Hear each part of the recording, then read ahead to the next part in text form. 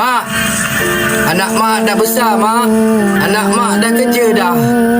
Mak mesti happy kan? Nak anak mak besar ni kan, Mak? Tapi satu benda lah, Mak. Anak mak tak kuat, Mak. Anak mak tak mampu sebenarnya, Mak. Anak mak ni rindu nak duduk sebelah pangkuan Mak, Mak.